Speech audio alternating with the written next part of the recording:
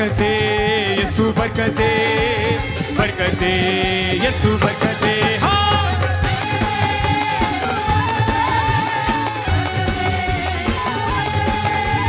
बरकते यीशु बरकते बरकते यीशु बरकते बरकते यीशु बरकते यीशु बरकते बरकते यीशु बरकते। खाली ना जाए आज कोई रूह ताजा हो जाए सबकी। Hallelujah hallelujah hallelujah hallelujah hallelujah hallelujah. खाली ना जाए आज कोई रूह ताजा हो जाए सबकी।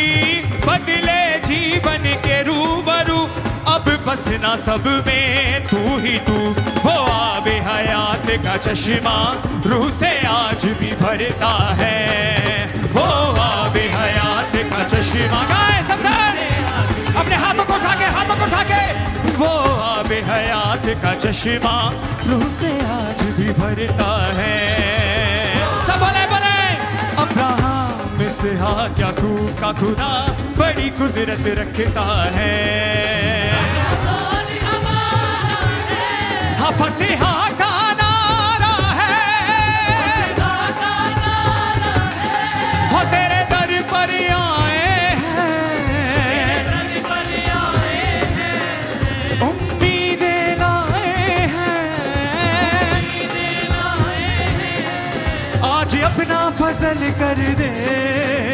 बरकते यीशु बरकते बरकते यीशु बरकते बरकते यीशु बरकते बरकते यीशु बरकते बरकते यीशु बरकते यीशु बरकते बरकते यीशु बरकते बरकते यीशु बरकते बरकते यीशु बरकते। अब्राहम इसहाक याकूब का खुदा बड़ी कुदरत रखता। ऊंची आवाज में हालेलुया बोलो जरा, अलग अलग बोलो, ऊंची आवाज में बोलो हालेलुया, ऊंची आवाज में।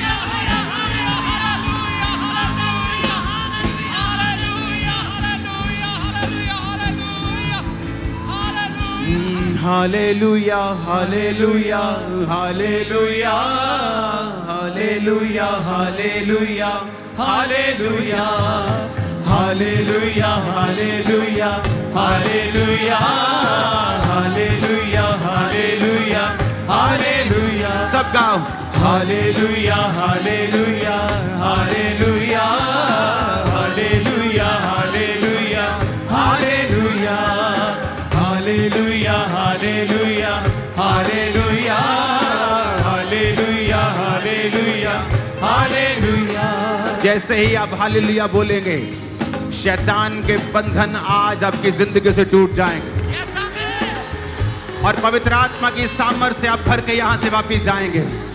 हालेलुया। और आज मेरे भाइयों को, मेरी बहनों को खुदावंद का आत्मा छुएगा, चाहे आप कहां भी बैठे हों, चाहे बसों के ऊपर बैठ के क्यों नहीं देख रहे हों। इस वर्शिप को अटेंड करना और वर्शिप करना, क्योंकि आज पवित्र आत्मा ने ठान लिया है वो आपको भरपूर करके अपनी सामर्थ्य से भर के आपको छू के यहां से वापस भेजेगा और आपकी लाइफ सेम ना होगी यीशु के नाम में। हालेलुया। आज खुदावंद का आत्मा आपको छुएगा और वो सब चीजें जो शैतानी हैं, शैतानी अटैक्स के नीचे हैं, आज से वो बदल जाएंगे यीशु मसीह के नाम में गवाहियों में। अपने हाथों को उठा के ऊंची आवाज में कहो, मेरे कानों को पिता खोल दे,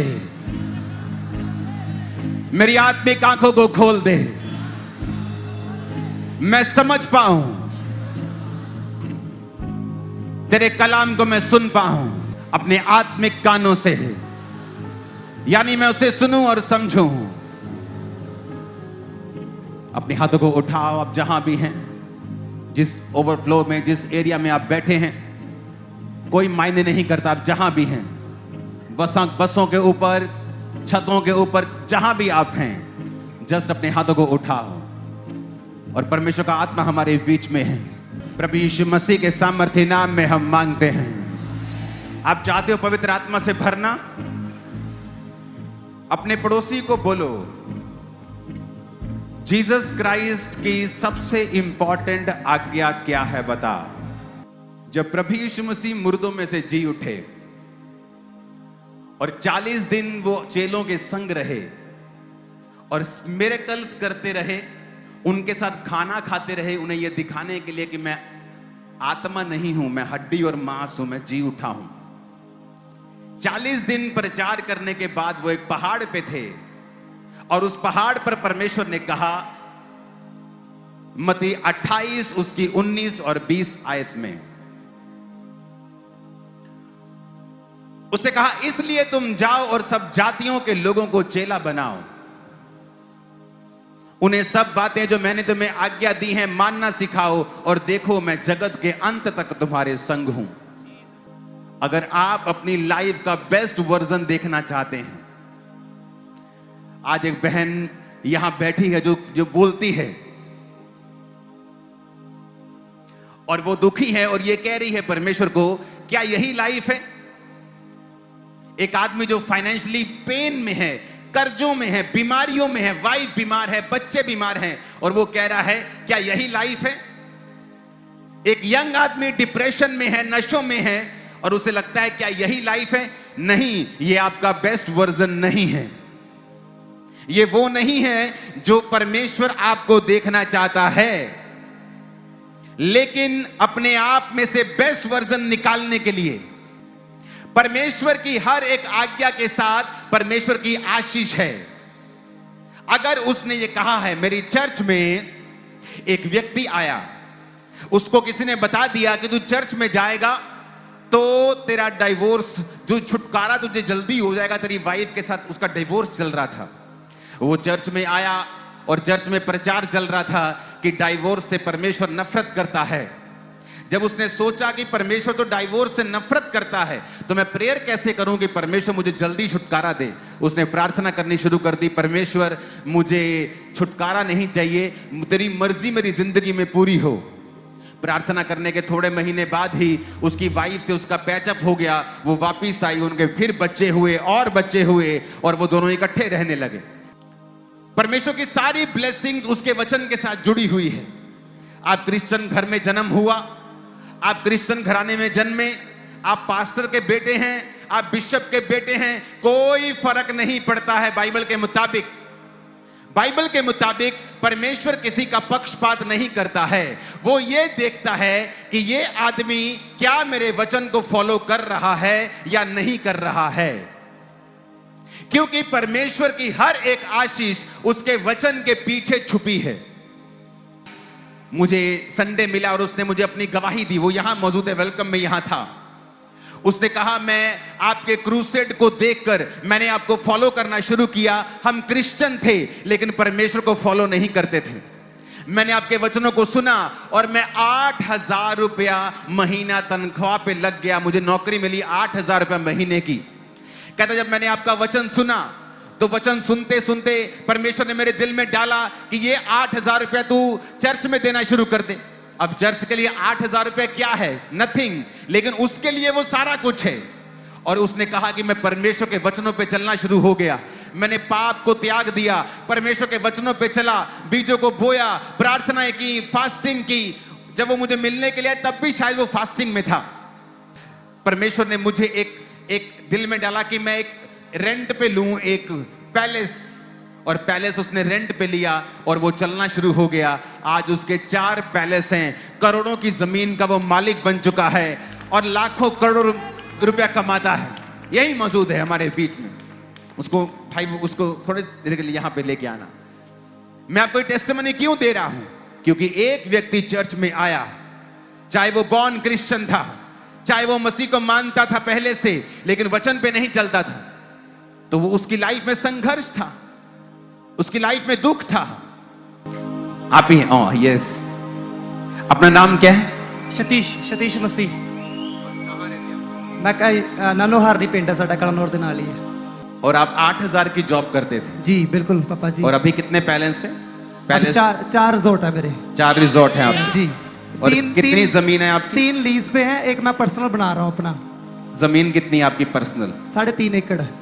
और उसकी वैल्यू करोड़ों में? 12 करोड़ की। Okay, thank you. Thank you. किसकी बात कर रहा हूं मैं? आप बॉर्न क्रिश्चियन फैमिली से थे ना? आप बॉर्न क्रिश्चियन फैमिली से थे? जी, शुरू से मसीही थे? जी जी। लेकिन वर्ड फॉलो नहीं करते थे? नहीं जी। और मैं इसको याद कर रहा था, मुझे नहीं मालूम कि आज ये वेलकम में मेरे पास होगा। और जैसे मैंने देखा, मैंने कहा ये तो वही ब्रदर है जिसकी मैं टेस्टिमनी सोच रहा था। इमेजिन करो, एक 8,000 रुपए काम पे महीने का कमाने वाला एक वर्कर, जब परमेश्वर के साथ उसका इनकाउंटर होता है कि मैं बॉर्न क्रिश्चियन हूं, मैं क्रिश्चियन हूं, लेकिन वचन पे नहीं चलता, तो मैं अब वचन पे चला करूंगा। और लाइफ चेंज हुई, क्योंकि परमेश्वर में बोया गया व्यर्थ नहीं होता है, उसमें की गई पवित्रताई मेहनत व्यर्थ नहीं होती है। परमेश्वर की हर एक आज्ञा के पीछे एक आशीष छुपी है। 1,000 रुपए काम करने वाला एक मजदूर, वो परमेश्वर का बेस्ट वर्जन नहीं था, वो तुम थे। उसमें परमेश्वर मिला हुआ नहीं था, वो तुम थे, इंसान थे। जो स्ट्रगल कहता है मैं स्ट्रगल के लिए पैदा हुआ, वो इंसान था, विदाउट गॉड, विदाउट जीसस, कि मैं अपना जीवन परमेश्वर को दूंगा। चर्च को फॉलो करना शुरू किया, टीचिंग को फॉलो करना शुरू किया, दिन बदलने शुरू हुए। एक रिजॉर्ट से इतनी कमाई होने लगी, किराए पे लिया था, फिर दूसरा, फिर तीसरा, फिर अपना बना रहे हैं, फिर जमीन ली, क्योंकि हर एक वचन के पीछे एक आशीष छुपी है। इसीलिए परमेश्वर कहता है कि जब भी मैं अपने लोगों को गड्ढों से बाहर निकालना चाहूंगा, मैं अपने वचनों को उनके पास भेजूंगा। जब भी परमेश्वर आपको बीमारी से बाहर निकालने वाला होगा, कई बार आप प्रार्थना करेंगे, प्रभु मैं इस बीमारी से आजाद होना चाहता हूं, मैं इस गरीबी से आजाद होना चाहता हूं, मैं इस लानत से आजाद होना चाहता हूं। आप ब्यूटीफुल हैं, लेकिन आपका हस्बैंड आपके बजाय किसी और को देख रहा है। आप टैलेंटेड हैं, लेकिन आपकी वाइफ आपकी इज्जत नहीं कर रही है, आपके बच्चे आपको पूछते नहीं हैं। ये सारी निशानियां हैं परमेश्वर की एब्सेंस के, कि परमेश्वर मौजूद नहीं है वहां पे। ये आपका बेस्ट वर्जन नहीं है, ये आपका बेस्ट नहीं है। जो परमेश्वर जिस तरह से आपको देखता है, आप अभी तक वहां नहीं पहुंचे हैं, क्योंकि वहां तक पहुंचने के लिए परमेश्वर की आज्ञाओं को मानना जरूरी है। उसकी आज्ञाएं आसान हैं, उसकी आज्ञाएं मुश्किल नहीं हैं, उसकी आज्ञाएं धर्म परिवर्तन नहीं करती, उसकी आज्ञाएं मन परिवर्तन करती हैं, उसकी आज्ञाएं जीवन परिवर्तन करती हैं। जब आप परमेश्वर की आज्ञाओं को सुनने लगते हैं और उसकी आज्ञाओं को मानने लगते हैं, आप किसी भी धर्म से क्यों नहीं हैं, आप किसी भी जाति से क्यों नहीं हैं, परमेश्वर आपकी प्रार्थनाओं को सुनने लगता है। हजारों लोग हैं, हजारों लाखों लोग हैं चर्च में आके जिन्होंने नशे को छोड़ा है और परमेश्वर ने उनको आशीषित किया। कितने लोग हैं यहां पर जो चर्च आने के बाद नशा छोड़ चुके हैं? दोनों हाथों को हिलाओ जरा, दोनों हाथों को हिलाओ जरा जोर से। आप जिस एरिया में देखेंगे, जिस जगह देखेंगे जहां जेंट्स ज्यादा हैं, आप देखेंगे वहां पे लाखों लोगों ने नशों को छोड़ा है। यह कैसे पॉसिबल हुआ? परमेश्वर की सामर्थ्य के द्वारा। अपने पड़ोसी को बोलो, परमेश्वर की हर एक आज्ञा के पीछे एक आशीष छुपी हुई है। आमीन। वो आज्ञाएं आज मैं आपको बताने वाला हूं। आप हो सकता है यहां आशीष के लिए आए हों, चंगाई की प्रार्थना के लिए आए हों।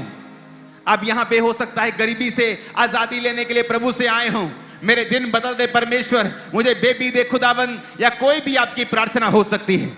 आपका ड्रीम लाइफ आपके संग होगी, आप उसको जी रहे होंगे, आप उसको देख रहे होंगे, आप उसको जी रहे होंगे। आमीन। ऊंचाई आशीष हमारी है चर्च। परमेश्वर ने कहा है, जब हम प्रेरितों के काम 1 उसकी 8, मत्ती 9 उसकी 37, हम आज पढ़ेंगे मत्ती 9 उसकी 37 आयत को। जीसस ने कहा, तब यीशु ने अपने चेलों से कहा, पके खेत तो बहुत हैं परंतु मजदूर थोड़े हैं। आपको आशीष जीसस ने देनी है, आपके गर्भ को जीसस ने खोलना है, आपको लाहनतों से आजाद जीसस ने करना है, आपको शर्मिंदगी से आजादी प्रभु यीशु ने देनी है। मुझे उसने आजाद किया है शर्मिंदगियों से, और मैं ये आपको बता सकता हूं कि आपकी हर एक सवाल का जवाब प्रभु यीशु मसीह के पास है, और उसके दिल में कुछ है जो वो आपसे कह रहा है। नौकर कैसा होता है? जीसस ने कहा, उसने कहा एक अच्छा नौकर वो नहीं है कि जो उसका मालिक कहे वो वही करे, वो भी ठीक है, लेकिन जीसस ने कहा एक अच्छा नौकर वो है जो अपने मालिक की बातों को समझकर वो भी करे जो मालिक ने नहीं कहा है। उसने कहा अगर मालिक ने तुझे खाना बनाने की ड्यूटी दी है, एक अच्छा नौकर वो है जो खाना खिलाते समय उसके पांव भी दबाए। मैं ये नौकरी की बात नहीं कर रहा हूं, मैं ये नौकर की बात नहीं कर रहा हूं, मैं एक एग्जाम्पल दे रहा हूं जो जीसस ने दी है। आज लोगों को नहीं पता है आशीष कहां है। 6 में जब मैं मेंटली अपसेट के अटैक्स के नीचे, डिप्रेशन के नीचे था, प्रभु में आकर भी न्यूरोलॉजिस्ट के पास जाता था, वो दवाइयां देते थे, दवाइयां खाता था, दवाइयों से आराम नहीं आता था, दवाइयां खानी बंद कर दी थी, कोई इलाज नहीं हो रहा था। प्रभु यीशु मसीह ने मुझे एक बात बोली थी अपने दास के द्वारा, जब लोग तेरी प्रार्थना से चंगे होंगे, जिस नल से पानी निकलेगा वो नल खुद भी सूखा नहीं रहेगा। तू जीसस की आज्ञाओं को मान और उसे फॉलो कर। जो एक बंधुआ मजदूर थी नमान कोड़ी के घर में, नमान कोड़ी बाइबल कहती है बड़ा प्रतिष्ठित आदमी था, और उसने राजा को, जो सेनापति था वो, उस राजा का उसने बड़े युद्ध जिताए थे और बड़े पैसे वाला, बड़ा इन्फ्लुएंशियल वो आदमी था। एक पर लगना आपकी सारी क्वालिफिकेशन को खत्म कर देता है कि भैन जी मुंडा बड़ा पढ़िया लिखिया है, मुंडा बड़ा अमीर है, मुंडा बड़ा लंबा चौड़ा सोना, पर वो नशे करता है। सारा कुछ खराब कर दिया। जब तूने कहा पर वो नशे करता है, सारा दिन पड़ा रहता है नशे करके, वो सारी क्वालिफिकेशन खत्म हो गई। वो ऊंचा था, लंबा था, सेनापति था, लड़ने में अच्छा था, प्रतिष्ठित था, अमीर था, राजे का फेवरेट था, पर वो कोड़ी था। उसके घर में एक नौकरानी काम करती थी। उसने कहा अपने मालिकन को कि अगर मेरा स्वामी किसी इजराइल के भविष्यद्वक्ता के पास होता और वो उस पर प्रार्थना करता तो ये चंगा हो जाता। कि मैं खुद तो अभी बंधी हुई हूं, मैं टेस्टिमनी कैसे दे सकती हूं। वो मुझसे ये नहीं पूछेगा कि अगर तेरा परमेश्वर इतने सामर्थ्य है तो तू मेरे घर में नौकरी क्यों कर रही है, तू मेरे घर में झाड़ू क्यों लगा रही है, पोछा क्यों लगा रही है। अगर तेरा परमेश्वर इतना ही अच्छा होता तो तुझे बचा ना लेता बंधुआ मजदूर बनने से। और वही किया जो परमेश्वर की आत्मा ने उसे करने के लिए बोला।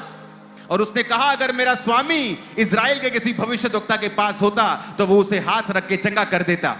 ये बात जब मालकिन को पता चली, उसने अपने पति को बताई, तो वचन कहता है वो गया और वहां पे जाके अलीशा के सामने खड़ा हो गया।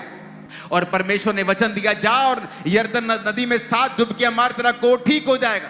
कहता इसको बाहर आके मेरे सिर पे ले हैंड करना चाहिए था, मेरी इज्जत नहीं की, मैं इतना बड़ा आदमी हूं। और वापिस चला गया। और जब वापिस जा रहा था उसके नौकर ने बोला तेरे को इतना मुश्किल काम तो करने के लिए नहीं कहा है, 7 डुबकियां ही मारनी है, मार के देख लेते, तेरा क्या जाता है। तू इतना धन दौलत लाखों करोड़ की ऑफरिंग लेके आया है, तेरी ऑफरिंग भी उसने कबूल नहीं की, उसको कोई लालच नहीं है, जा डुबकी मार तू ठीक हो जाएगा। 7 डुबकियां मारने के बाद वो अपनी लानत से आजाद हुआ, कोड़ से आजाद हुआ और उसकी लिखा स्किन बच्चों के समान हो गई। आप नहीं जानते हैं आपका छुटकारा किस चीज में है। आपको ये नहीं देखना कि आपकी लाइफ में क्या चल रहा है, आपको ये देखना है कि मैं परमेश्वर की आज्ञाओं को मान रहा हूं या नहीं। अगर हम परमेश्वर के सच्चे भक्त हैं, अगर हम जीसस को प्यार करते हैं और ये जानते हैं, जब आप यीशु मसीह के सामने जाते हैं तो आपको क्या लगता है कि वो आपके लिए क्या सोचता है, वो क्या चाहता है मेरे लिए, कि मैं उसके लिए क्या करूं। आपने कभी सोचा है कि आपने अच्छा नौकर, अच्छा बेटा बनने की कोशिश की है? नहीं। हम जब भी जीसस के सामने जाते हैं यही बोलते हैं, मुझे चंगा कर, मुझे आजाद कर, मुझे वीजा दे, मुझे लानत से आजाद कर, गरीबी से आजाद कर, हर तरह के दुख से आजाद कर। लेकिन कभी ये नहीं सोचते कि परमेश्वर के हार्ट में क्या है। परमेश्वर ने एक वायदा किया था पुराने नियम में, उसने कहा जो मेरे याजक लोग होंगे मैं उन्हें उत्तम दाखरस दूंगा। 10 बेस्ट तेल लेके आना, 10 बेस्ट ऑफ द बेस्ट तेल में जो सबसे बेस्ट होगा वो मेरे याजक को जाएगा।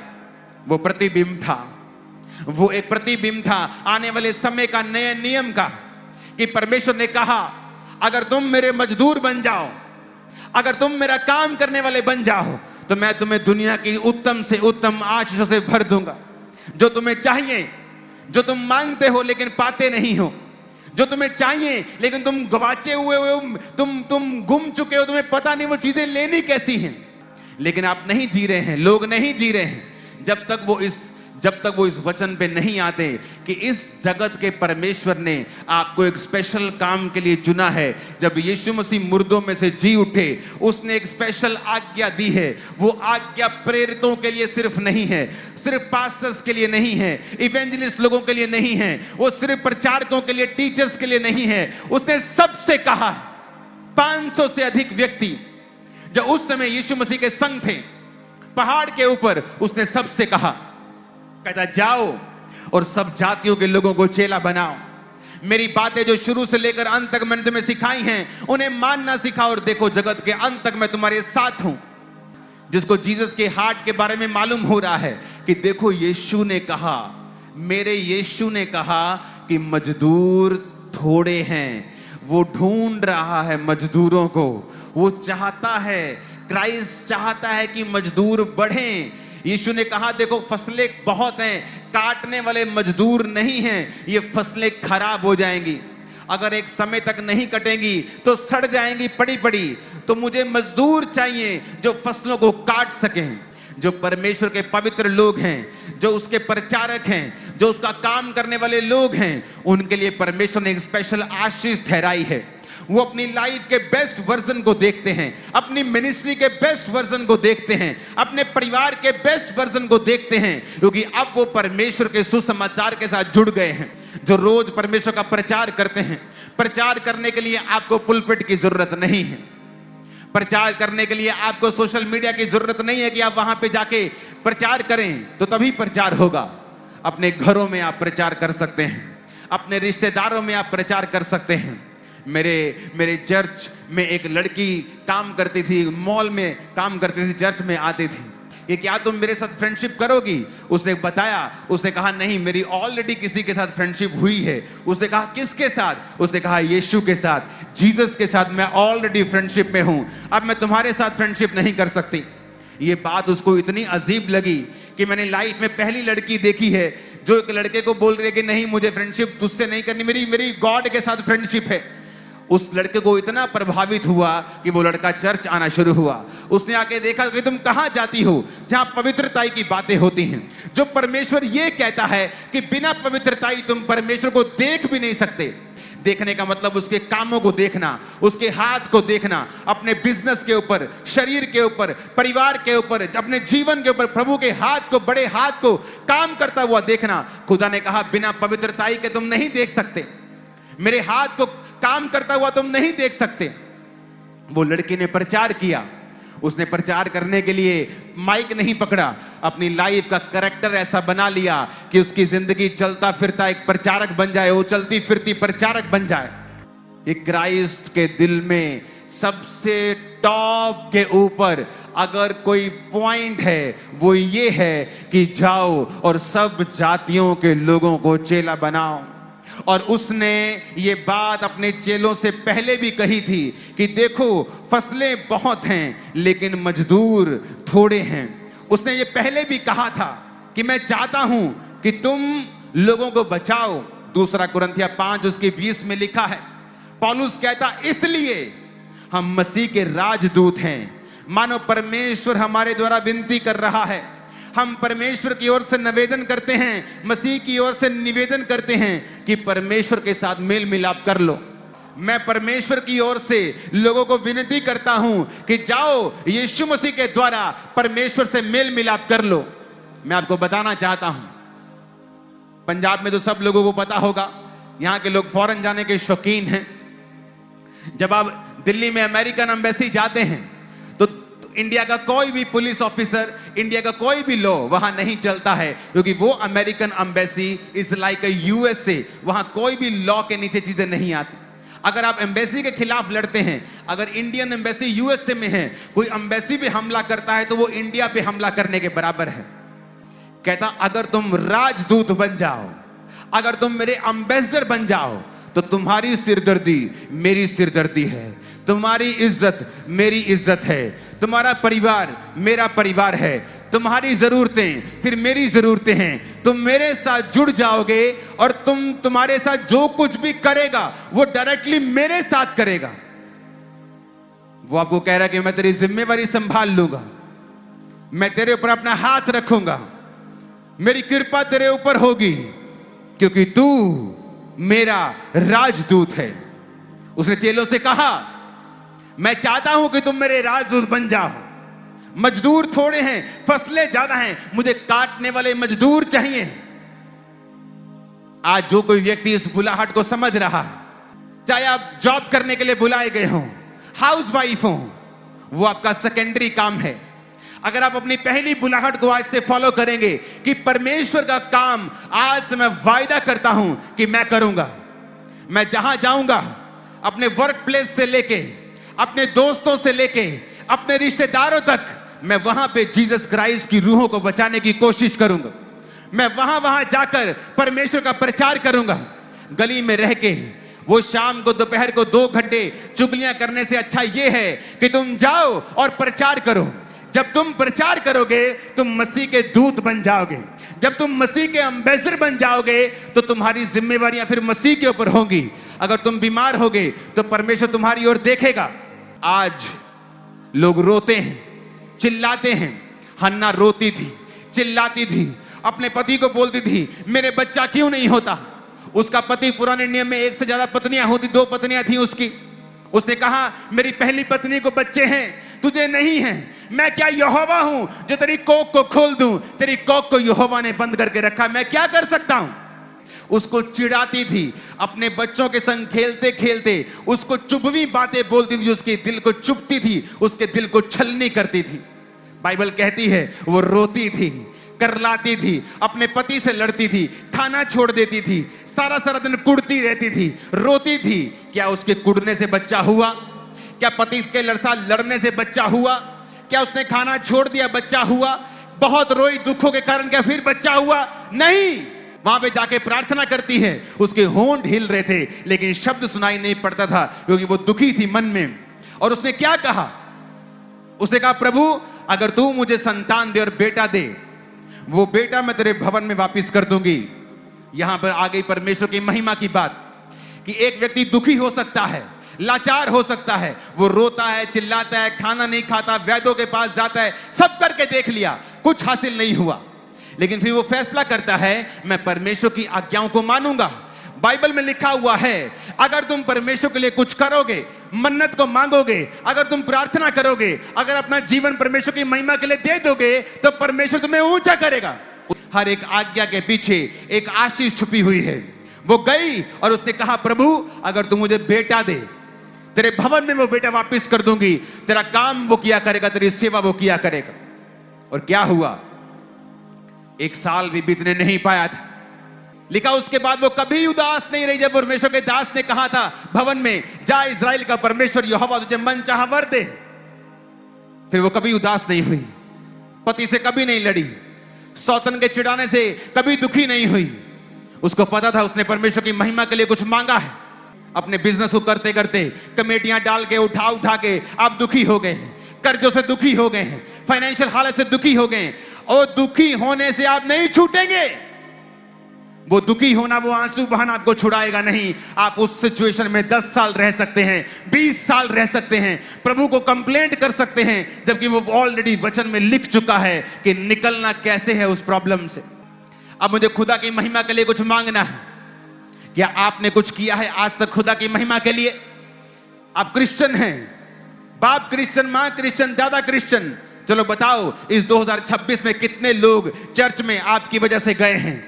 कितने रिश्तेदार जो मसीह को नहीं जानते, आपने उन्हें मसीह में लेके आए हैं? चलो ये बताओ, आपके कितने दोस्त अन्य जातियों में से हैं वो चर्च में गए हैं?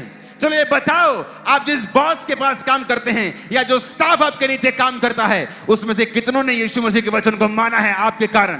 क्योंकि हमारी जिंदगी परमेश्वर की महिमा के ऊपर आधारित नहीं है। हमारी जीवन एक सेल्फिश जीवन है, जहां पे हम अपने लिए बच्चों को चाहते हैं, अपने लिए बरकतों को चाहते हैं। और परमेश्वर ने कहा है अगर तुम मांगते हो लेकिन पाते नहीं, तो इसलिए कि तुम अपना मांगा हुआ ऐश में उड़ा दो, व्यभिचार में उड़ा दो, मौज मस्ती में उड़ा दो, इसीलिए तुम मांगते हो लेकिन पाते नहीं। आपको मालूम है यीशु मसीह एकमात्र परमेश्वर है, एक बड़ा परमेश्वर जिसने सारी सृष्टि को बनाया है। उसके हार्ट की बात है, कहता बहुत सारी फसलें हैं लेकिन मजदूर थोड़े हैं। उसके दिल की बात है कि जाओ और सब जातियों के लोगों को बताओ, उन्हें चेला बनाओ। हम उसकी मोस्ट इंपॉर्टेंट आज्ञा को भूलकर अपने अपने कामों में बिजी हो गए। परमेश्वर ने आदम को कहा, आदम ये सारी वादी तेरे लिए, अटन की वाटिका तेरे लिए, जाओ और इसमें काम कर। और वो काम कर रहा था परमेश्वर के ठहराए हुए स्थान के ऊपर।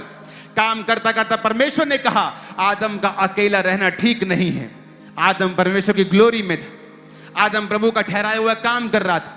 आप जब परमेश्वर के ठहराए काम को करते हैं, परमेश्वर खुद देखता है आपकी जिंदगी में आपको क्या चाहिए।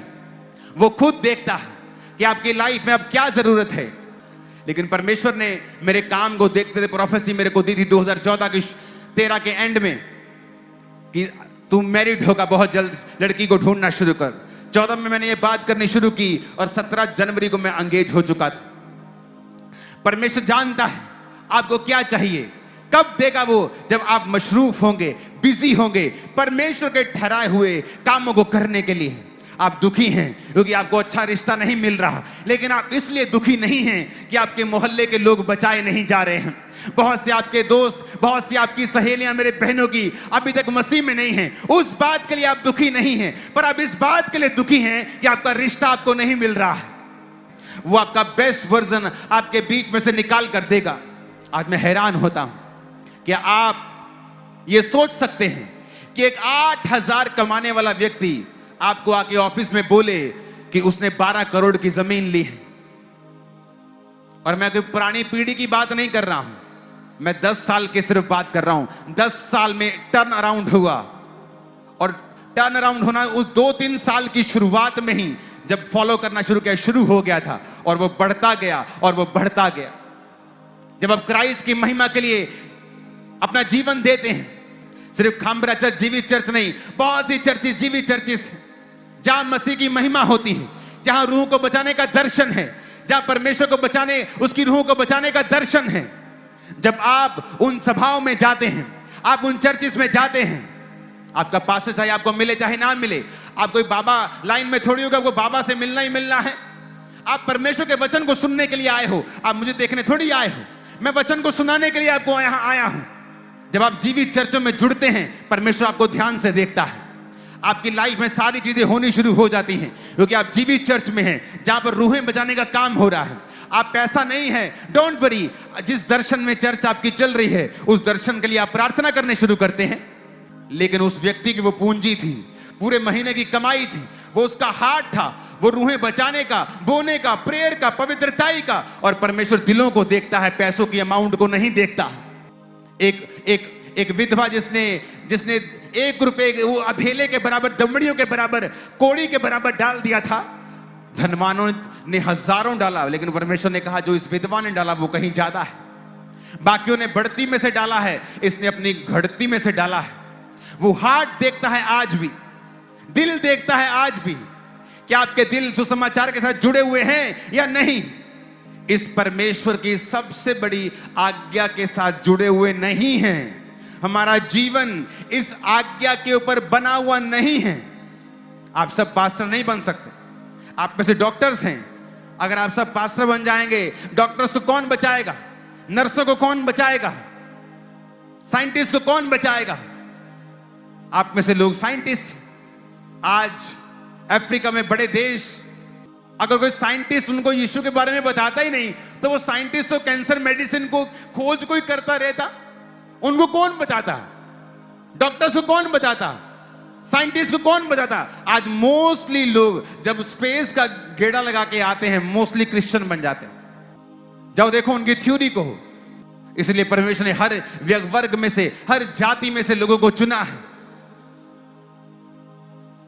उसने हाउस वाइफ्स को चुना है जो अपने जैसी हाउस वाइफ्स के साथ वचन को शेयर कर सकें।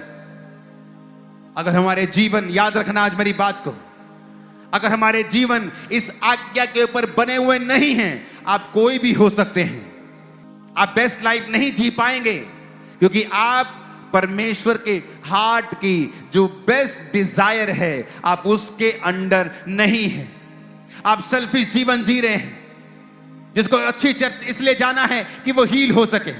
आपको हील भी कर देगा परमेश्वर, क्योंकि ये उसका नेचर है। आज आप यहां बीमार आए हैं, आप चंगे हो जाएंगे। ये उसका नेचर है। लेकिन क्या वो आपसे खुश है?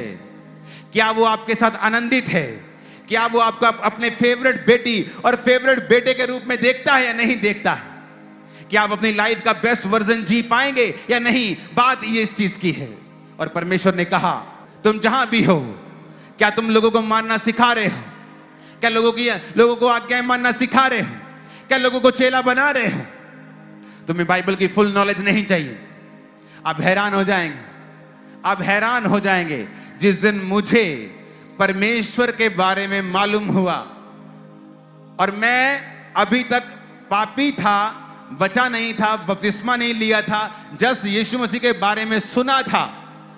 और मैं शराब पीते पीते अपने दोस्तों के साथ यीशु मसीह की बातें शेयर करता था कि मेरे को चर्च वाले मिले थे, ऐसा बता रहे थे, मुझे ऐसा कह रहे थे। और परमेश्वर ने मेरे जीवन पे कृपा की और 2 महीने के अंदर अंदर मेरे नशे खत्म हो गए और मैंने बपतिस्मा ले लिया उसी साल 2004 में। और उसके बाद कभी नशों को हाथ नहीं लगाया। मैंने हर व्यक्ति के साथ गॉस्पेल शेयर की है। जब मैं बिजनेसमैन था और हमारा होलसेल का बिजनेस होता था, तो मैं गाड़ी पे रोज सुबह अलग अलग एरिया में, यहाँ इस एरिया में भी हम आते थे, पठानकोट एरिया में मैं आता था, पंजाब में काफी एरिया में हम जाते थे अलग अलग दिनों में। तो दुकानदारों को स्पेशल जब वो बोलते चाय पी ले, जूस पी ले, मैं बोलता मेरा रोजा है, मेरी फास्टिंग है, उनको सुसमाचार में देता था कि क्यों मैंने फास्टिंग रखी है, क्यों मैंने रोजा रखा है, कौन है प्रभु यीशु मसीह जिसने मुझे नशों से आजाद किया। अब मैं पूरी बीमारियों से आजाद नहीं हुआ था, जिस चीज से आजाद हुआ था उसी की गवाही मैंने देनी शुरू कर दी थी। परमेश्वर ने मुझे आशीषित किया, इसलिए आज शायद इंडिया की सबसे बड़ी चर्च के साथ मुझे ब्लेस किया, क्योंकि मैंने गॉस्पेल को शेयर किया है हर एक बंदे के साथ, बिजनेसमैन के साथ, रिश्तेदारों के साथ, अमीर के साथ, गरीब के साथ, इन्फ्लुएंस आदमी के साथ। मैंने कभी नहीं देखा कि ये आदमी बहुत इन्फ्लुएंशियल है, मुझे यहां जीसस की बात नहीं करनी। हर जगह मैंने परमेश्वर के नाम को ऊंचा किया। और यही परमेश्वर का हार्ट था कि बहुत सी फसलें हैं लेकिन मजदूर थोड़े हैं। क्या आप जीसस क्राइस्ट की बात करते हैं? क्या आपकी लाइफ का मकसद है कि मेरा फलाना रिश्तेदार परमेश्वर को नहीं जानता, मैं उसको वचन बताता हूं? आपको लगता है कि जो व्यक्ति परमेश्वर में नहीं आएगा ये सबसे बड़ा नशेड़ी है, सबसे बड़ा पापी है, वो जल्दी गिरता है। मैंने देखा है बड़े बड़े पापियों को सरेंडर करते हुए, बड़े बड़े पापियों को परमेश्वर में आते हुए, जब आप गॉस्पेल शेयर करते हैं, क्योंकि आज हर एक आदमी टूटा हुआ है अंदर से। जो परमेश्वर जिसकी लाइफ में नहीं है, एक वैक्यूम उसके अंदर है, एक खालीपन उसके अंदर है, एक ऐसे जीवन से वो गुजर रहा है कि बाहर से वो अच्छा लगता है। बड़े बड़े बॉलीवुड के सेलिब्रिटी, वो नहीं कि कामयाबी नहीं मिली, कामयाब व्यक्ति कामयाब होकर सुसाइड कर रहे हैं, क्योंकि ये सांसारिक सफलता आपको खुशी नहीं दे सकती। अगर दे सकती होती तो वो सुसाइड कभी नहीं करते। इसीलिए हमें ये बात समझनी है कि क्या हम फैसला करना है कि जीसस क्राइस्ट की सबसे बड़ी आज्ञा के नीचे हैं या नहीं। किसी भी चर्च के हो सकते हैं, डिनोमिनेशन के हो सकते हैं, मुझे कोई मतलब नहीं, हम सब भाई हैं। लेकिन क्या हम इस आज्ञा के नीचे हैं? क्या हमारा जीवन इस आज्ञा के नीचे है? क्या हमारा चर्च इस आज्ञा के नीचे है? क्या मेरा पड़ोसी, मेरे आसपास रहने वाले क्रिश्चियन क्या इस आज्ञा के नीचे हैं या नहीं? क्या हम सब अपनी अपनी डफली और अपना अपना राग गा रहे हैं? रुकावट परमेश्वर के काम करने की रुकावट, वो काम नहीं कर पा रहा आपकी लाइफ में क्योंकि आप उसकी आज्ञाओं को पूरा नहीं कर रहे हैं। और जब उसकी आज्ञा पूरी होती है, वहां पर परमेश्वर का आत्मा कार्य करता है। 2 कुरिन्थियों 6 अध्याय, हम जो परमेश्वर के सहकर्मी हैं ये भी समझाते हैं कि उसका अनुग्रह जो तुम पर हुआ उसे व्यर्थ ना जाने दो। अगर तुम कहता मसीह में हो, मसीह में आ गए हो, कहता इसे व्यर्थ मत जाने दो, इसे मत छोटी बात मत समझो। अगर तुमने मसीह घराने में जन्म लिया है, हमसे पूछो जो दूसरों घरानों से आए हैं कि मसीह की वैल्यू क्या है। काश हमें जल्दी पता चल गया होता। कहता व्यर्थ मत जाने दो, इसको छोटी बात मत समझो कि तुम मसीह घराने में जन्मे हो, छोटी बात है, क्योंकि वो दूसरे घराने में जब मैं मसीह में जन्मा हूं, आम बात है। कहता उसके अनुग्रह को व्यर्थ मत जाने दो। हालेलुया, 7 बार ऊंची आवाज में हालेलुया बोलो। तुम पर कहता अनुग्रह हुआ है, हमने खुल के तुमसे बातें की हैं, हमारे मन में तुम्हारे लिए कोई संकोच नहीं है। कहता तुम अगर विश्वासी हो तो अविश्वासियों के साथ आसमान जुए में मत जुतो। एक मसीह का बलियाल के साथ क्या लगाव, एक अविश्वासी का विश्वासी के साथ क्या नाता है? नाते की बात कर रहा है, वो घूमने फिरने की बात कर रहा है, वो संगतियों की बात कर रहा है। मैं एक शराब पीने व्यक्ति से नफरत नहीं करता हूं। चर्च में लोग शराब पी के आते हैं, हम उनको मारते पीटते नहीं। अगर एक पापी आत्मिक अस्पताल में जाएगा तो उसी को तो जरूरत है जाने की।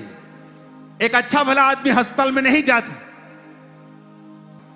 मैं उनके साथ रोज खाता पीता बैठता उठता, खाता पीता बैठता उठता, वो मेरे बेस्ट फ्रेंड नहीं है। मैं उनसे प्यार करता हूं, गॉस्पेल शेयर करता हूं, प्रेयर करता हूं, उनको कहीं कुछ चाहिए मैं प्रोवाइड करता हूं, लेकिन संगति नहीं करता।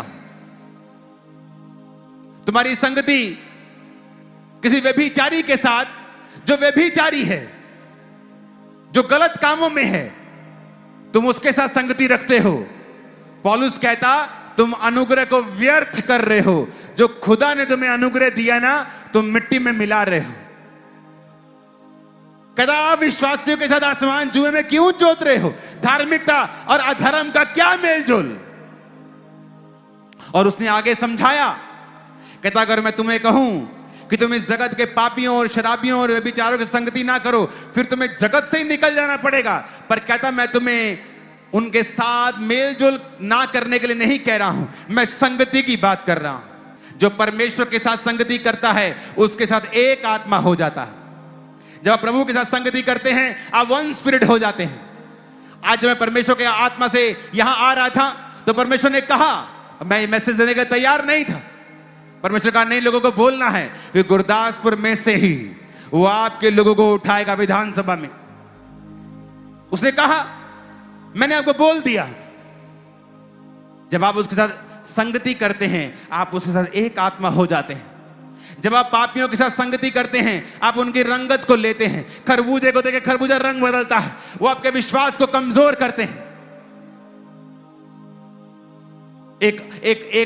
एक ऐसा क्रिश्चियन जो आपके संग है और हर तरह के पाप में है, अगर आप खुदा से प्यार करते हैं वो आपका बेस्ट फ्रेंड नहीं हो सकता है। क्योंकि जब आप उसके संग बैठेंगे आप नेगेटिव चीजों को हासिल करेंगे, आप भी पाप की ओर खींचे चले जाएंगे, आप भी खुदा की संगति से दूर होते जाएंगे। आप गलत औरतों को प्रचार कर सकते हैं, सेक्स वर्कर्स को प्रचार कर सकते हैं, संगति नहीं कर सकते हैं। आप उन्हें निकालने के लिए उनकी हेल्प कर सकते हैं, फाइनेंशियली इमोशनली आप उनको प्रे कर सकते हैं उनके लिए, लेकिन संगति नहीं कर सकते हैं। उसने कहा उन लोगों के बीच में से अलग हो जाओ। उसने कहा मैं उनमें बसूंगा और उनमें चला फिरा करूंगा और उनका परमेश्वर होऊंगा और वे मेरे लोग होंगे। इसलिए प्रभु कहता है उनके बीच में से निकलो और अलग रहो, अशुद्ध वस्तुओं को मत छुओ तो मैं तुम्हें ग्रहण करूंगा। क्या बोलता वो? कहता उनके बीच में से निकलो और अलग रहो और मैं तुम्हारा पिता हूंगा, तुम मेरे बेटे और बेटियां होंगे। यह सर्वशक्तिमान प्रभु का वचन है। कि हम परमेश्वर के वचन को मानना चाहते हैं तो कहता उनसे अलग रहो, मेरा प्रचार करो। फसलें हैं तैयार, जाओ काटो, मेरे मजदूर बन जाओ, मेरे राजदूत बन जाओ। जाओ और सब जातियों को चेला बनाओ और मेरी आज्ञाओं को मानना सिखाओ। और देखो तुम्हारा बेस्ट वर्जन तुम्हारे बीच से मैं निकाल दूंगा। अगले 7 साल में लोग आपको पहचानेंगे नहीं जहां आप होंगे। Impossible to achieve for normal human being. आप वहां जा रहे जो इम्पॉसिबल होगा आम व्यक्ति के लिए वहां जाना। अगले 7 साल आप वहां जाएंगे, आमीन खड़कने वाला चाहिए शैतान के कानों। परमेश्वर का दिल तेरे लिए खुला है, तू अपना दिल भी परमेश्वर के लिए खोल दे। हम जो परमेश्वर के सहकर्मी हैं ये समझाते हैं कि उसका अनुग्रह जो तुम पर हुआ है उसे व्यर्थ ना जाने दो। अगर मसीह को समझ लिया है, जान लिया है, मसीह घराने में जन्म ले लिया है, उसके अनुग्रह को कहता व्यर्थ मत जाने दो। तुम्हारा बेस्ट वर्जन तुम्हारे बीच में से निकलेगा। अगर वो एक व्यक्ति को ब्लेस कर सकता है, एक व्यक्ति को फाइनेंशियली आशीषित कर सकता है, एक व्यक्ति को वो बेबी दे सकता है, एक को कैंसर से आजाद कर सकता है, जब वो परमेश्वर के वचन को फॉलो कर रहा है तो वो सबको कर सकता है। लेकिन आपको यह देखना है कि क्या आप परमेश्वर के वचन को फॉलो कर रहे हैं या नहीं कर रहे हैं। वो ये नहीं पूछेगा तुमने कितनी गाड़ियां ली, कितने एकड़ जमीन ली, वो ये पूछेगा तुमने कितनी रूहों को बचाया है। आप बड़े हैरान होंगे, और इस बात को मैं सेमिनार में समझाने वाला हूं, जो पास्टर सेमिनार होने वाला है, कि बाइबल के मुताबिक ग्रेटेस्ट मैन ऑफ गॉड कौन है, जिनकी सबसे बड़ी चर्च है। क्या वो? बाइबल बताती है जिसने सबसे ज्यादा परमेश्वर के लिए सहा है। पौलुस कहता है धैर्य में, दुर्नाम में, सुनाम में, उपवास में, जागते रहने में, उघाड़े रहने में, रोने में, प्रार्थना करने में, मेहनत करने में मेरी चर्च को सताया गया बिना किसी कारण, और आज भी सताया जाता है बिना किसी कारण। यही एक प्रूफ है कि परमेश्वर का आत्मा इस चर्च में काम करता है। यही एक प्रूफ है कि परमेश्वर हमसे खुश है और शैतान का किंगडम खत्म हो रहा है। शैतान को तकलीफ हो रही है, शैतान को दिक्कत हो रही है। पौलुस कहता है 4 आयत में, परंतु हर बात में परमेश्वर के सेवकों के समान अपने सद्गुणों को प्रकट करते हैं। धैर्य में, कलेशों से, दरिद्रता से, संकट से, कोड़े खाने, कैद होने, हुल्लड़, परिश्रम, जागते, उपवास करते, पवित्रता से, ज्ञान से, धीरज से, कृपालुता से, पवित्र आत्मा से। पढ़ते जाओ इसको मैं सेमिनार में बताने वाला हूं कि परमेश्वर आपको किस दृष्टि से देखता है। हम मूर्ख होंगे अगर हमें यह पता है कि क्राइस्ट के दिल की बात है, ये उसका फेवरेट पार्ट है, ये उसकी सबसे बड़ी इच्छा है कि लोग बचाए जाएं, कि लोग चेले बने, लोग पापों को त्याग दे, नशों को त्याग कर उसको फॉलो करें, पिता से मेल मिलाप कर ले, पापों को छोड़ दे। और अगर मैं इस प्लान का हिस्सा नहीं हूं तो मैं आपको इनवाइट कपड़ों की भी जरूरत नहीं है प्रीच करने के लिए। आप जहां जा सकते हैं प्रीच कर सकते हैं। वो गली के नुक्कड़ में बैठकर 2 घंटे चुगलियां करने से अच्छा है कि 2 रूहें बचा लो। हिजकिय्याह नबी जब बीमार हुआ, परमेश्वर ने कहा जिसको जो आज्ञा देनी है दे दे, तू मरने वाला है। वो दीवार के ओर मुंह फेर के प्रभु से प्रार्थना करता है, प्रभु देख मैं तेरे साथ वफादार रहा हूं। जब आपकी जिंदगी में मुसीबत आती है, आपका पास्ट निर्धारित करता है कि आप कहां जाएंगे। एक फैक्ट्री में, एक कंपनी में 2 काम करने वाले व्यक्ति, कई बार आप देखोगे पुलिस डिपार्टमेंट में 2 पुलिस ऑफिसर सेम गलती करते हैं, लेकिन एक को सजा ज्यादा मिलती है और एक को माफ कर दिया जाता है, और दोनों की सेम मिस्टेक है। एक कंपनी में 2 वर्कर काम करते, दोनों की मिस्टेक सेम है, एक को माफ कर दिया जाता है, एक को सजा दी जाती है। क्यों? क्योंकि जिसको माफ कर दिया गया उसका पास्ट रिकॉर्ड अच्छा था, उससे गलती से गलती हो गई। और दूसरा तो सीरियस ऑफेंडर था, जानबूझ के गलतियां करने वाला, और उसको सजा मिली। आपका पास्ट क्या है? जब आप पे मुसीबत आती है, प्रभु को आप बोलते हैं परमेश्वर देख मैंने तेरी रूहों को बचाया है, मैंने लोगों को तेरा प्रचार किया है, लोग आज मेरी वजह से परमेश्वर में हैं, मेरी प्रार्थना को सुन। तो परमेश्वर सुनेगा आपकी प्रार्थना को। क्या बताओगे परमेश्वर? कितनी सिगरेट पी है, कितनी शराब की बोतलें खोली हैं, कितनी लड़कियों के साथ सोया हूं, क्या ये बताओगे परमेश्वर को? कितने पैसों में परमेश्वर को बेचा है, कितने ले हैंड के पैसे लिए हैं, कितने लोगों को लूटा है परमेश्वर के नाम पर, क्या ये बताओगे परमेश्वर को? हिजकिय्याह नबी जब परमेश्वर के सामने गया और दीवार की ओर मुंह फेर के प्रार्थना की, परमेश्वर ने कहा मैंने तेरी प्रार्थना देखी है, सुनी है, तेरे आंसू देखे हैं। वो आंसू वो शारीरिक आंसू नहीं थे, वो सच के आंसू थे, जो उसके पीछे एक रियल वर्डिंग थी, एक रियल प्रेयर थी, जो तथ्यों के आधारित थी कि मैंने तेरे काम किए हैं, मैं वफादारी के साथ तेरे साथ चला हूं, कि प्रभु मैंने तेरी रूहों को बचाया है, मैं चर्च में लोगों को लेके गया हूं, लोगों ने मेरी वजह से बपतिस्मा लिया है, मेरे बेटे को बचा, मेरी बेटी को बचा, मेरे पति को बचा, मेरी पत्नी को बचा। और वो आपकी प्रेयर को सुनता है जब आप उसके वचनों के ऊपर चले हुए होते हैं। तो आज मेरी प्रार्थना है, आप लोगों से विनती है, हाथ जोड़कर गुरदासपुर के लोगों से अपना जीवन परमेश्वर के लिए देकर सुसमाचार के लिए समर्पित कर दो। आप हाउसवाइफ हो चलेगा, वर्कर हो चलेगा, बॉस हो चलेगा, आप जो भी हो, पास्टर हो, इवेंजलिस्ट हो, अपना जीवन सुसमाचार के लिए समर्पित कर दो। जाओ और घर घर लोगों को बताओ कि यीशु मसीह धर्म परिवर्तन करने नहीं आए। जो आप सुनते हो मीडिया से वो झूठ है। अगर वो धर्म परिवर्तन करने आता तो पहले मुझे बोलता अपना नाम बदल, फिर मैं तुम्हें चंगा करूंगा, अपना नाम चेंज कर, फिर मैं तुम्हें हील करूंगा। उसने ऐसा कभी नहीं कहा। जब मुझे बाइबल दी गई तो बोला गया था जिस दिन ईसाई धर्म नाम का शब्द इसमें मिलेगा बाइबल पढ़नी बंद कर देना। मैं कंप्यूटर इंजीनियर हूं, पढ़ा लिखा हूं। 2004 में भी मेरे घर में इंटरनेट था, जब 1% लोगों के पास भी इंटरनेट नहीं होता था। मैंने यीशु मसीह के वचनों को पढ़ा है, वो असली है, वो जीवित है, आज भी काम करता है, वो आपकी लाइफ में काम करेगा। जितने लोग आज अपना जीवन परमेश्वर को दे देंगे और कहेंगे प्रभु मैं जहां भी हूं, जिस हालत में हूं, चाहे उस कोड़ी के घर में काम करने वाली लड़की के मुताबिक हूं, चाहे मैं किसी राजा के घर में हूं, चाहे मैं खुद एक राजा हूं, मैं तेरा काम करूंगा, तेरा सुसमाचार सब पे शेयर किया करूंगा। क्योंकि जब आप सुसमाचार शेयर करते हैं तो परमेश्वर कहता है उनके बीच में से निकलो, अशुद्ध वस्तुओं को मत छुओ, अपनी जिंदगी को पवित्रताई में चलाओ। फिर आप सोचते हैं कि नहीं, मैं एक सुसमाचार प्रचारक हूं परमेश्वर का, मैं ये पाप में नहीं जाऊंगा, मैं ये शराब नहीं पीऊंगा, मैं गवाही दे चुका हूं शराब की, अब मैं इस पाप में दोबारा नहीं जाऊंगा। क्योंकि जब आप गॉस्पल में काम करते हैं, गॉस्पल के लिए काम करते हैं, आप खुद भी बचे रहते हैं। जब आप प्रीच करते हैं, परमेश्वर की लाइफ में काम करते हैं, वो इनडायरेक्टली आप प्रभु को ये कह रहे हैं कि मेरा मुक्तिदाता तू है, मेरा रिस्पॉन्सिबल अब तू है। और जब परमेश्वर आपका रिस्पॉन्सिबिलिटी उठाए, कोई दुनिया की ताकत लग जाए, 100 लोग लग जाएं, आपको 1 इंच भी आपको नीचे नहीं कर पाएंगे। वो 1 इंच नीचे करने की कोशिश करेंगे, आप 100 फुट ऊपर चले जाओगे। और मीटिंग खत्म करने के बाद हम एक रेस्टोरेंट में थे, वहां पे जैसे हम रोटी खाते, वो लोग पिज्जा खाते हैं, पिज्जा उनके लिए स्टेपल फूड है, रोटी। तो जो भाई, वेटर भाई मुझे सर्विस कर रहा था, परमेश्वर की आत्मा ने मुझसे कहा मैं इससे बात करूं। मैंने उससे कहा आर यू क्रिश्चियन? तो बातों बातों में बात चली और मैंने उसे परमेश्वर का सुसमाचार दिया। और वो मेरी इंग्लिश भी समझ नहीं पा रहा था, साथ में ट्रांसलेशन वाला व्यक्ति, उसको लोकल आदमी उसको इटालियन में ट्रांसलेशन कर रहा था।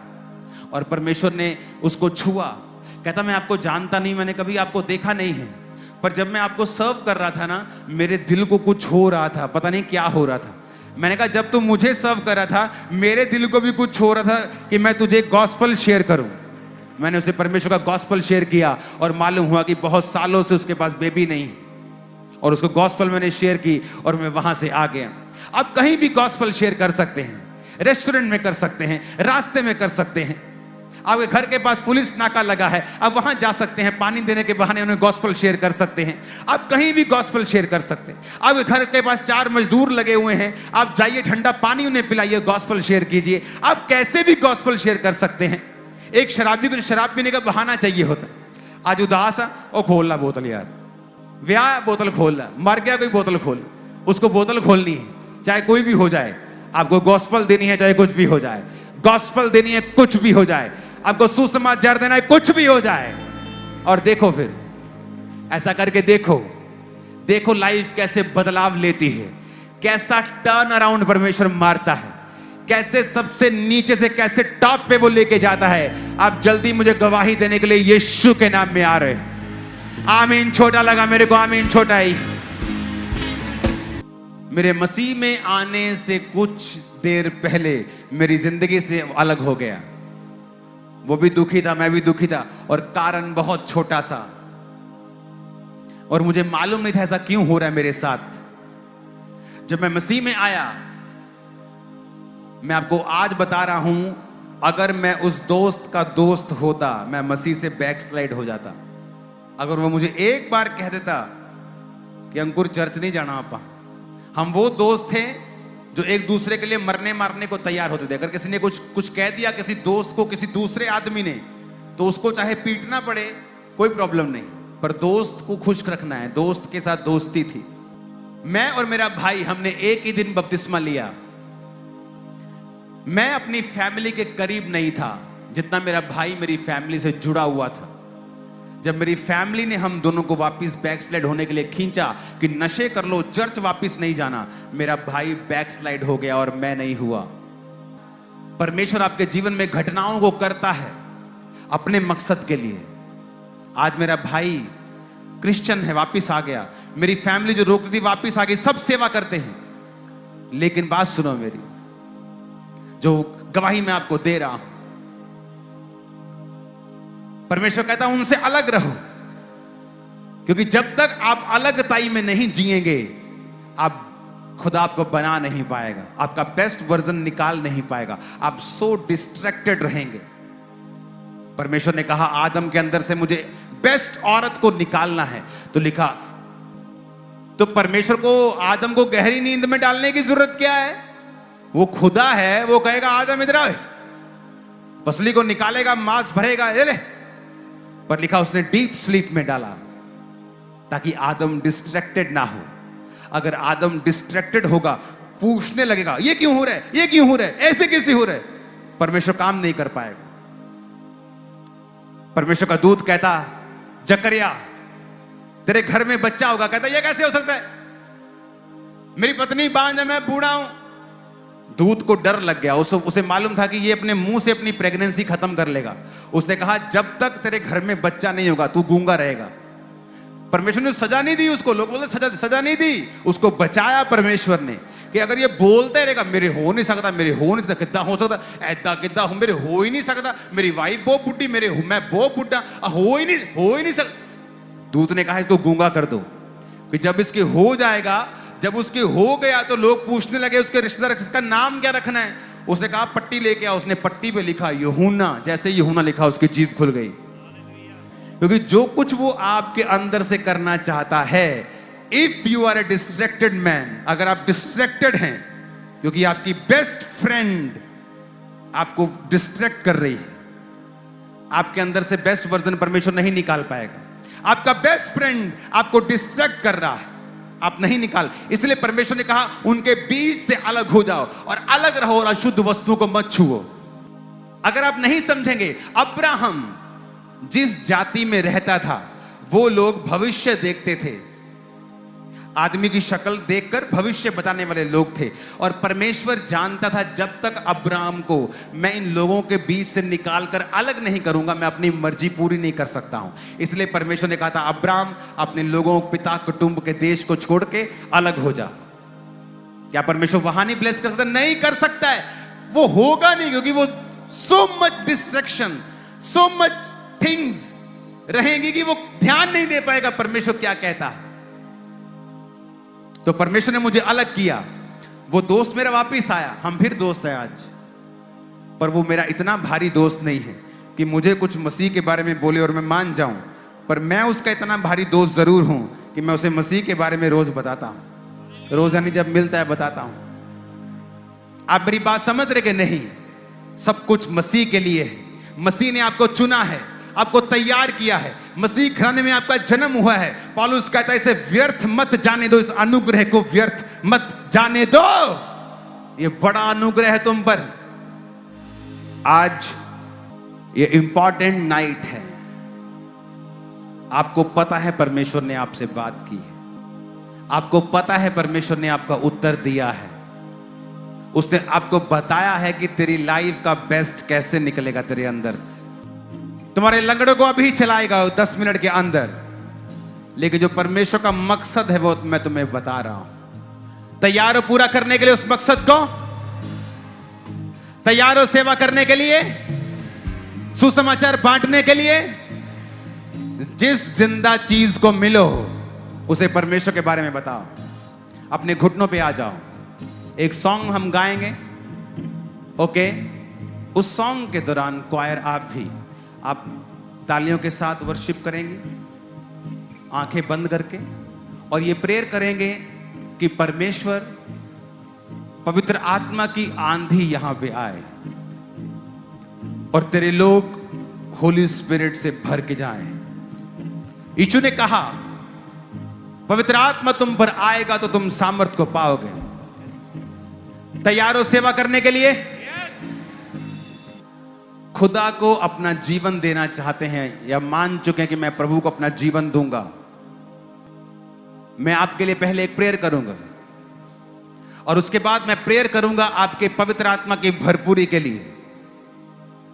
और आज होली स्पिरिट आपको गैर भाषा देगा, अनॉइंटिंग देगा, चंगाई की सामर्थ देगा, भविष्यवाणी की सामर्थ देगा, वो आपको भरेगा। जो लोग आज इस वचन को सुन के जीसस को अपना जीवन देना चाहते हैं सेवा के लिए, अपना एक हाथ उठा लें। कहेंगे, हे पिता परमेश्वर, आज मैं तौबा करता हूं, करती हूं, मैं तेरी सेवा से दूर रहा, तेरी सेवा से दूर रही। मैं तौबा करके फैसला करता हूं, आज से मैं सुसमाचार को शेयर करूंगा, अपना जीवन पवित्रताई में बिताऊंगा और तेरी सेवा करूंगा और तेरी सेवा करूंगी। मुझे अपना आत्मा दे, मुझे अपनी आत्मा से भर। आज से मेरी जिंदगी सेम ना हो,